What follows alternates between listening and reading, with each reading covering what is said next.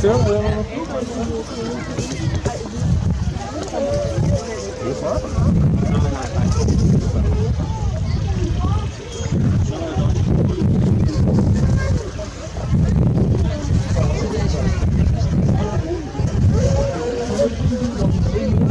Jamen, jeg tænker, hvis de render ud, de aber, det er jo ikke så nemt. De er ikke til at få fat i igen. Det er ikke så længe siden, der var et eller andet skole, der var det. Der er de ude.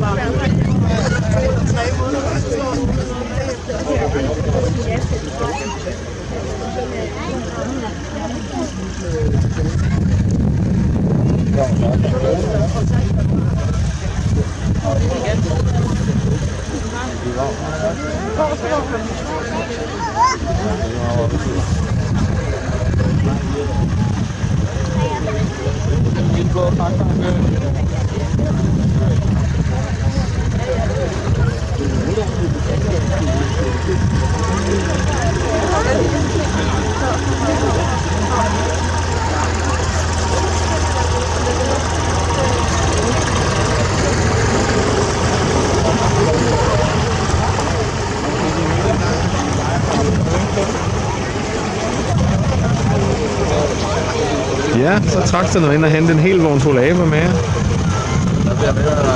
Der bliver ved med at være mange med. Hold da.